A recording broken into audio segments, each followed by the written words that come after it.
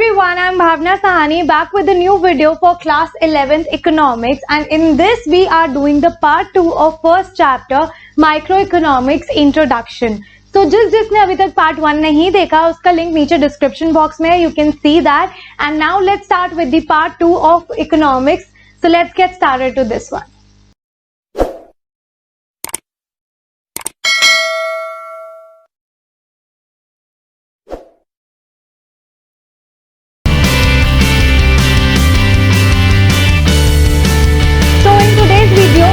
Covering these topics, we are covering difference between positive economics and normative economics, difference between microeconomics and macroeconomics, central problem of N economics and opportunity cost. तो आज की video में हम ये चारों topic पढ़ने वाले हैं.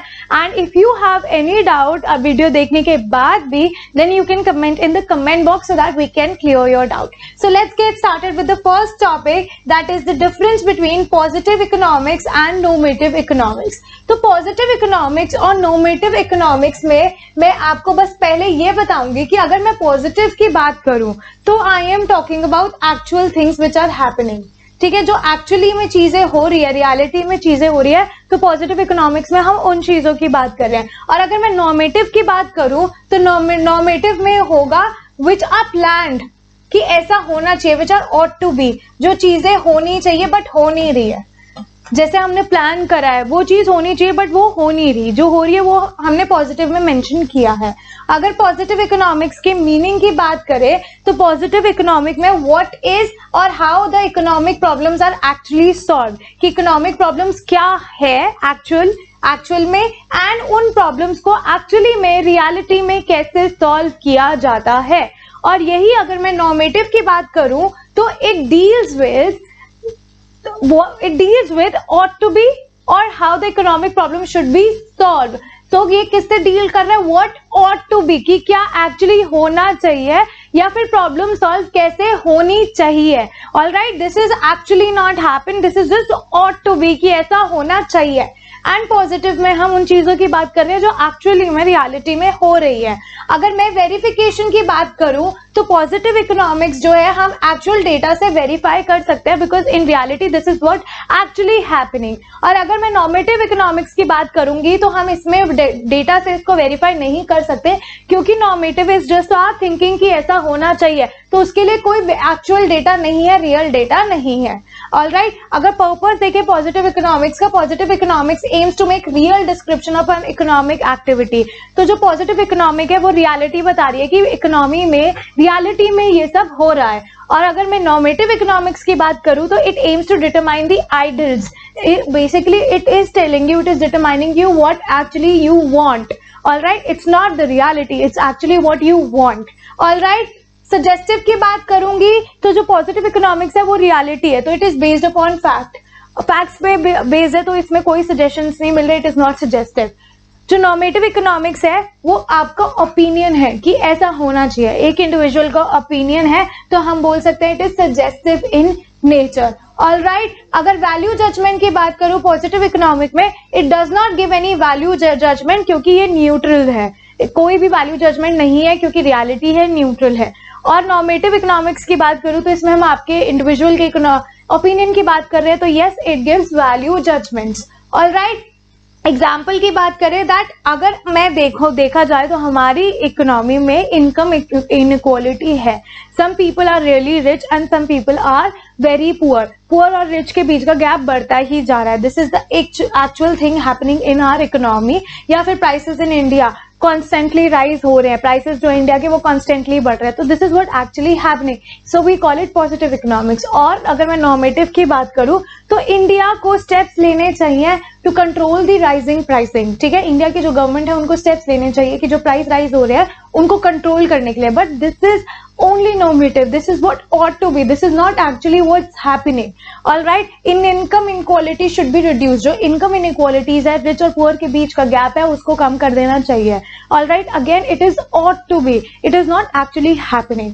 तो अगर आप पॉजिटिव और नॉर्मेटिव के में देखो तो ये हो गया कि एक्चुअली जो चीजें हो रही है, और नॉर्मेटिव के में आ गया व्हाट ought to be, कि एक्चुअली में कैसा होना चाहिए. Alright, so this is the actual difference between positive economics and normative economics, और ये आपने बिल्कुल ऐसे ही पढ़ना है. So let's move to the next topic, that is the difference between micro economics and macro economics.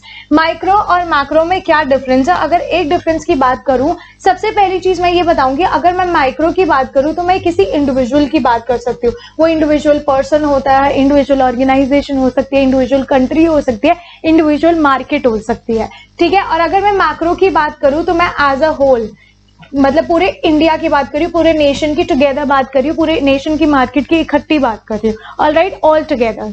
So let's see the difference. Micro economics का meaning क्या है? ये वो पार्ट है इकोनॉमिक थ्योरी का जो एक इंडिविजुअल यूनिट के बिहेवियर को पढ़ता है, चाहे वो एक इंडिविजुअल मार्केट हो, एक इंडिविजुअल पर्सन हो, एक इंडिविजुअल कंट्री हो. और अगर मैं मैक्रो इकोनॉमिक्स की बात करूं तो वो बिहेवियर पढ़ता है aggregate of the economy as a whole, पूरी इकोनॉमी के बिहेवियर की बात करता है as a whole, not individual market, not an individual person. Alright, tools देखिए माइक्रो इकोनॉमिक्स के, वो है डिमांड एंड सप्लाई, और अगर यही मैं मैक्रो इकोनॉमिक्स के रूल्स टूल्स देखूं, ये है aggregate demand and aggregate supply. Clear. फिर आता है बेसिक ऑब्जेक्टिव. माइक्रो इकोनॉमिक्स का बेसिक ऑब्जेक्टिव क्या है? कि प्राइसेस को डिटरमाइन करना, किसी कॉमोडिटी के प्राइस को डिटरमाइन करना, या फैक्टर ऑफ प्रोडक्शन के प्राइस को डिटरमाइन करना. फैक्टर ऑफ प्रोडक्शन क्या होता है? जो मैंने बताया था, land, labour, capital, enterprise. Land को मिलता है रेंट, लेबर को मिलती है वेजेस, कैपिटल को मिलता है इंटरेस्ट, और एंटरप्रेन्योर को मिलता है प्रॉफिट. तो बेसिकली ये किसी कॉमोडिटी के प्राइस को डिटरमाइन करता है या फैक्टर ऑफ प्रोडक्शन के प्राइस को डिटरमाइन करता है. ठीक है. मैक्रो इकोनॉमिक्स की बात करें तो ये इनकम, पूरी इकोनॉमी की इनकम को डिटरमाइन करता है, पूरे इकोनॉमी के एम्प्लॉयमेंट लेवल को डिटरमाइन करता है कि एम्प्लॉयड है, अनएम्प्लॉयड है, अगर एम्प्लॉयड है, अनएम्प्लॉयड है तो किस टाइप का अनएम्प्लॉयमेंट है. ऑलराइट, डिग्री ऑफ एग्रीगेशन की बात करें तो माइक्रो इकोनॉमिक्स में जो है डिग्री ऑफ एग्रीगेशन बहुत लिमिटेड है, क्योंकि यहाँ पे हम इंडिविजुअल की बात कर रहे हैं, चाहे वो इंडिविजुअल मार्केट है, चाहे वो इंडिविजुअल पर्सन है. ठीक है. For example, market demand is derived bye aggregating individual demand of all the buyers in the particular market. तो वही आया, यहाँ पे हम इंडिविजुअल की बात करें. अगर मैं पूरे इंडिया की मार्केट की बात करूं एज अ होल, तो वो होगी एग्रीगेट मार्केट, जो मैक्रो इकोनॉमिक्स की आएगी. और वो कैसे होगी? सारे इंडिविजुअल की मार्केट्स को कंबाइन करके, और इंडिविजुअल मार्केट्स किस में आएंगी? माइक्रो इकोनॉमिक्स में. ठीक है. और अगर लिमिटेड एग्रीगेशन की बात करें तो मैक्रो इकोनॉमिक्स में क्या लिखा हुआ है? इसमें हाईएस्ट डिग्री ऑफ एग्रीगेशन है, क्योंकि यहाँ पे हम इंटायर इकोनॉमी की बात करें. अगर मैं एग्रीगेट डिमांड की बात करूं तो पूरी इंटायर इकोनॉमी की बात करूं, अगर मैं एग्रीगेट सप्लाई की बात करूं तो पूरी इंटायर इकोनॉमी की बात कर रही हूँ. बेसिक असम्पशन क्या है माइक्रो इकोनॉमिक्स की? कि जो माइक्रो वेरिएबल्स हैं इसके, वो कांस्टेंट है. मतलब जो मैक्रो वेरिएबल्स है, सॉरी, वो कांस्टेंट है. मैक्रो वेरिएबल्स में क्या आता है? नेशनल इनकम, कंजम्पशन, सेविंग, ये सारी चीजें कांस्टेंट है. और बेसिक असम्पशन की बात करूं मैक्रो इकोनॉमिक्स में तो ये बताता है कि जो माइक्रो वेरिएबल्स है, यहाँ पे क्या है? सिर्फ माइक्रो वेरिएबल चेंज हो रहे हैं और मैक्रो फिक्स्ड है. यहाँ पे क्या है? इसका उल्टा, माइक्रो वेरिएबल फिक्स्ड है, राइट, एंड मैक्रो चेंज हो रहे हैं. ठीक है. जैसे हाउस होल्ड का डिसीजन, फर्म का डिसीजन, इंडिविजुअल प्रोडक्ट का प्राइस, ये सब कांस्टेंट है जो कि माइक्रो में आता है. तो बेसिकली माइक्रो की बात करूं तो मैक्रो कांस्टेंट है, और मैक्रो की बात करूं तो माइक्रो वेरिएबल कांस्टेंट है. Other name of micro economics is price theory, क्योंकि हम इसमें प्राइस को डिटरमाइन करते हैं, चाहे वो किसी कॉमोडिटी का प्राइस हो, चाहे वो किसी फैक्टर ऑफ प्रोडक्शन का प्राइस हो. और अगर मैक्रो इकोनॉमिक्स की बात करूं तो यहाँ पे हम इनकम और एम्प्लॉयमेंट थ्योरी देखते हैं, क्योंकि हम पूरे नेशन की इनकम को डिटरमाइन कर रहे हैं, या हम पूरे नेशन के एम्प्लॉयमेंट लेवल को डिटरमाइन कर रहे हैं. ऑलराइट, एग्जांपल देखो माइक्रो इकोनॉमिक्स का क्या है? Individual income, individual output. एक पर्टिकुलर मार्केट का इनकम, मार्केट की नहीं, एक बायर या सेलर की इनकम कह सकते हैं हम, तो इसमें इंडिविजुअल इनकम, इंडिविजुअल आउटपुट आती है.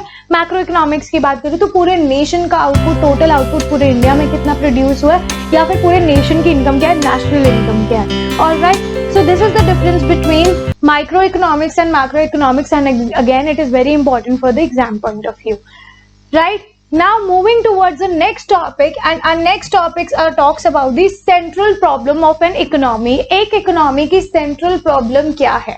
central problem है कि क्या produce करना है, कैसे प्रोड्यूस करना है और किसके लिए प्रोड्यूस करना है, what to produce, how to produce and for whom to produce. This is the main problem which economy is facing. और ये प्रॉब्लम्स क्यों फेस करी जा रही है, due to scarcity of resources, जो हमने लास्ट वीडियो में पढ़ा था, पार्ट 1 में पढ़ा था. Due to scarcity of resources our economy is facing these kinds of problem.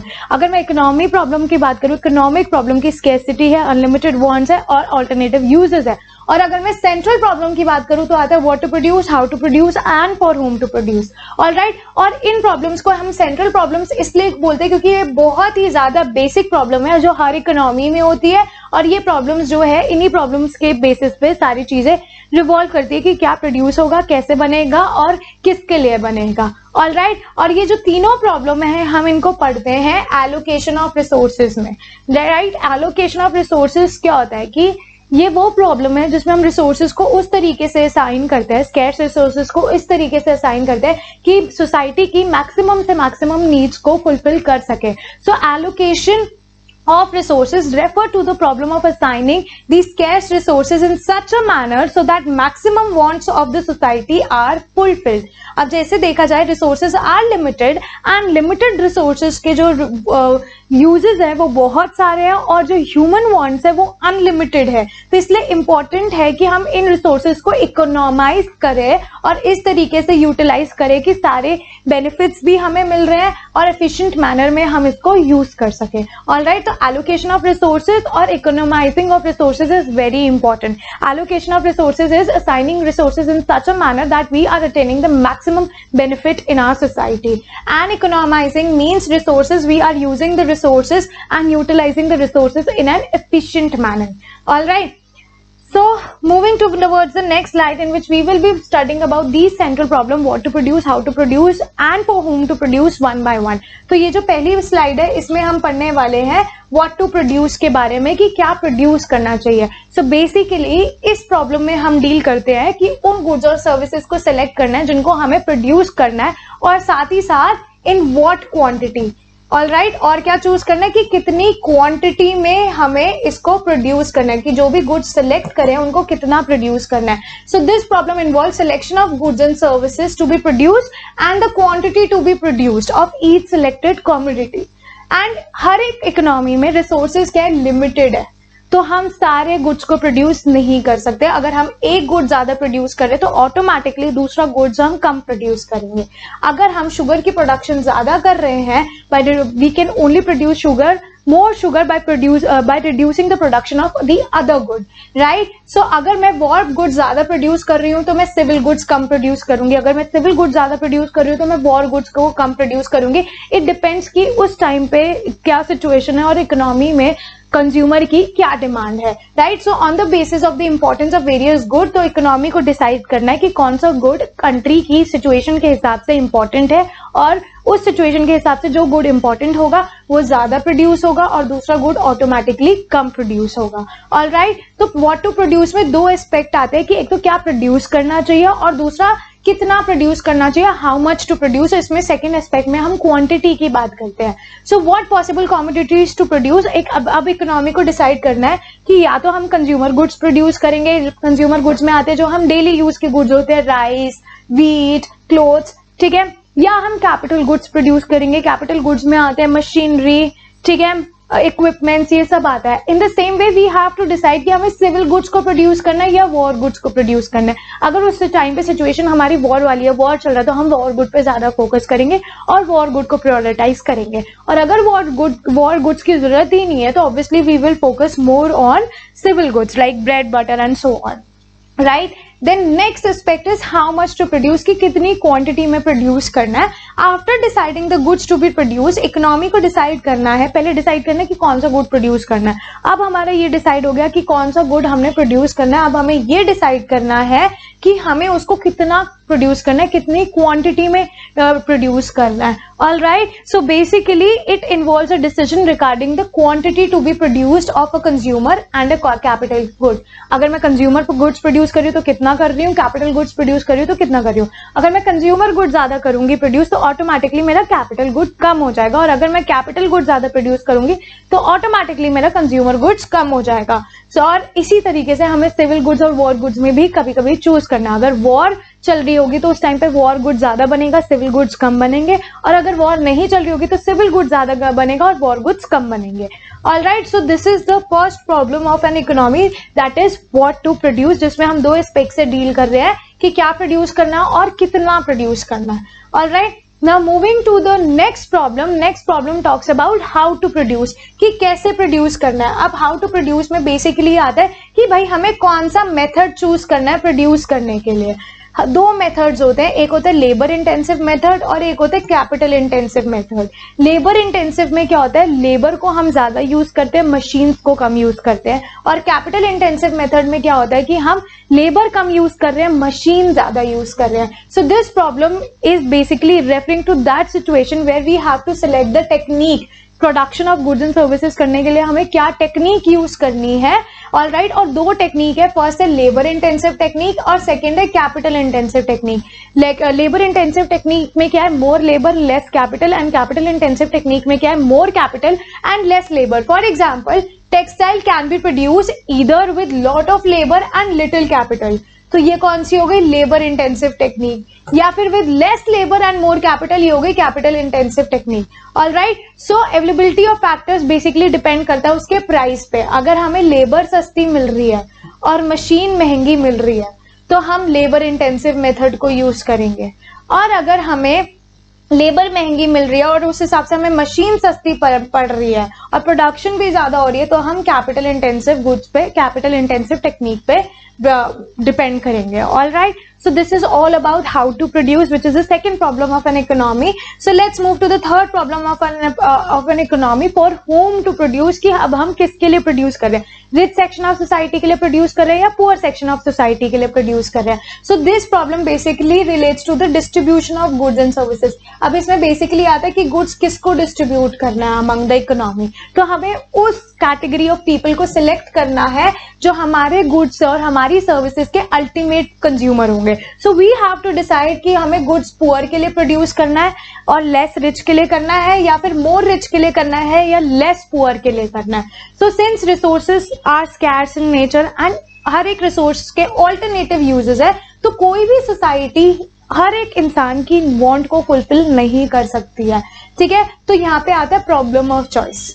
Goods are produce for those people जिनके पास पेइंग कैपेसिटी है, जिसके पास पैसे देने की क्षमता है, who has a will power to pay the money, उनके लिए ही गुड्स प्रोड्यूस करे जाते हैं. फॉर एग्जांपल, जिसके पास कैपेसिटी, और जो कैपेसिटी है पर्सन की पे करने की, it depends upon the level of the income. For example, अगर मैं BMW की बात करूं या फिर मैं मर्क की बात करूं तो ये उन लोगों के लिए बनी है which has more capacity to pay, that means the rich section of society.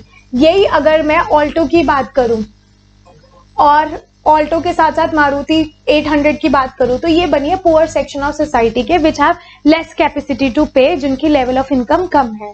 All right, so this problem can be categorised under two main head. तो ये टू मेन हेड्स में जो प्रॉब्लम है कैटेगराइज करी गई है. फर्स्ट है personal distribution and second है फंक्शनल डिस्ट्रीब्यूशन. तो अगर मैं ऊपर वाले पार्ट की बात करूं तो उसमें आपने यही बोलना है कि बेसिकली हमें उस तरीके से ही डिसाइड करेंगे हम कि हम गुड्स किसके लिए प्रोड्यूस कर रहे हैं. It depends upon the paying capacity of the person, and paying capacity depend करती है on the level of income. अगर लेवल ऑफ इनकम अच्छी है तो पेइंग कैपेसिटी भी अच्छी होगी, अगर लेवल ऑफ इनकम अच्छा नहीं है तो पेइंग कैपेसिटी भी अच्छी नहीं होगी. तो अब हम दो कैटेगरीज को पढ़ते हैं, पर्सनल डिस्ट्रीब्यूशन और फंक्शनल डिस्ट्रीब्यूशन. पर्सनल डिस्ट्रीब्यूशन में आता है, it means how national income of an economy is distributed among the factors of production. Okay, तो बेसिकली पर्सनल डिस्ट्रीब्यूशन में आता है कि जो मनी है, नेशनल इनकम है, वो डिफरेंट सेक्शन ऑफ सोसाइटी में कैसे डिस्ट्रीब्यूटेड है. जैसे more rich people are getting more income, poor people are getting less income. इस वजह से पुअर और रिच के बीच का गैप बढ़ता ही जा रहा है. ऑलराइट, नेक्स्ट आता है फंक्शनल डिस्ट्रीब्यूशन. इसमें बेसिकली डिसाइड करना है, it involve deciding the share of different factor of production. Factor of production को कितना शेयर देना है, लैंड को कितना शेयर देना है, लेबर को कितना शेयर देना है, कैपिटल को कितना शेयर देना है और एंटरप्राइज को कितना शेयर करना है. तो बेसिकली ये डिपेंड करता है total product of the country में कि हमारी कंट्री में टोटल प्रोडक्ट कितना प्रोड्यूस हो रहा है. So guiding principle for whom to produce ensure that urgent wants of each productive factors are fulfilled to the maximum possible extent. तो basically ये जो for whom to produce problem है, ये basically ये इंश्योर करता है कि हर एक सेक्टर ऑफ सोसाइटी में, राइट, हर एक सेक्शन जो पीपल का सेक्शन है सोसाइटी में, वो उनकी अर्जेंट वांट को एटलीस्ट फुलफिल करेगा. Not all the wants but all the urgent wants can be fulfilled from this topic, that is for whom to produce. All right, so let me just read it once for you. That for whom to produce ये problem relate करता है to the distribution of produced goods and services among the individuals within the economy, that is the selection of the category of the people that who will be the ultimate the consumer of the goods, whether to produce the good for more poor and less rich and or less poor and more rich. All right, and ये two main heads भी पढ़ने बहुत जरूरी है, that is person distribution and functional distribution. So now let's move to the last topic of this video and that is the opportunity cost. अब ये opportunity cost बहुत ज्यादा easy है, बट मैं इसे ऐसे समझाऊंगी कि for example मेरी एक जॉब लगी है and मेरी एक जॉब लगी है 35,000 की. All right, एक जॉब ऑफर लेटर आता है मुझे 35,000 का. ऑल राइट, एंड दूसरा ऑफर लेटर आता है मुझे 40,000 का. तो obviously I will be choosing the job 40,000 वाली. तो इस 40,000 के लिए मैंने लास्ट जॉब कौन सी छोड़ी है, 35,000 की. तो जो नेक्स्ट बेस्ट ऑल्टरनेटिव आप फॉरगॉन कर देते हो, नेक्स्ट बेस्ट ऑल्टरनेटिव जो आप छोड़ देते हो, वो होता है आपका opportunity cost. So opportunity cost of doing this job is 35,000 वाली job. All right, so resources scarce है सोसाइटी में and societies always have to make choice. अब now रिसोर्सेज की कमी होने की वजह से हम लोगों को हमेशा चूज करना पड़ता है कि हमें ये चाहिए या ये, और जो चीज हम छोड़ रहे हैं, नेक्स्ट बेस्ट ऑल्टरनेटिव जो चीज हम छोड़ रहे हैं, that is the opportunity cost of choosing the other thing, right. So to produce one of more good, a certain amount of other good has to be sacrificed, और जिसको हम sacrifice कर रहे हैं वो हमारा opportunity cost है, right. So the true cost of using the economic resources in any given period is the loss of the alternative output which they might have produced. Opportunity cost is the cost of next best alternative forgone. जो basically हमने sacrifice किया है उसका जो अब cost है वो होता है opportunity cost. For example you have 20,000 and उस 20,000 में आपको एक लैपटॉप भी परचेज करना है और एक एलईडी भी परचेज करना है, बट आउट ऑफ 20,000 आप एक ही चीज को परचेज कर सकते हो, या तो लैपटॉप को या फिर एलईडी को. You can not buy both. All right, so अब आपको डिसाइड करना है आपने लैपटॉप लेना है या फिर एलईडी टीवी. फॉर एग्जाम्पल अब आपने लैपटॉप ले लिया, तो अपॉर्चुनिटी कॉस्ट क्या हुई लैपटॉप को चूज करने की, वो हुई एलईडी टीवी जो आपने छोड़ा है. ऑल राइट, तो किसी एक चीज को लेने के लिए हमें दूसरी चीज को सैक्रिफाइस करना है, और जो चीज को हम सैक्रिफाइस कर रहे हैं वो हमारी अपॉर्चुनिटी कॉस्ट है for the thing which we have taken. So this is what opportunity cost talks about. So as resources are scarce, the society is always forced to make choice. To produce more of one good, a certain amount of other good has to be sacrificed, and the true cost of using economic resources in any given project is the loss of the alternative output which they might have produced. So opportunity cost is the cost of the next best alternative forgone. For example, you have 20,000 and you want to purchase one laptop and LED TV. With only in hand you can have both. With only 20,000 in hand you cannot have both. You can either buy laptop or LED TV. If you decide to purchase laptop, then the opportunity cost of choosing the laptop is the cost of the foregone satisfaction from the LED TV. So that is it for today. I hope this video is understandable. If you like my video, do not forget to subscribe my channel and do not forget to ring the bell icon for my upcoming videos. And yes, if you need an offline classes, online classes or any doubt session, you can contact me on the number given below, or you can comment me as well. So for the notes of these videos, you can reach us on Facebook, Instagram and Telegram. The link is given below in the description box. So I will be meeting you guys super soon in my next video. So bye bye everyone.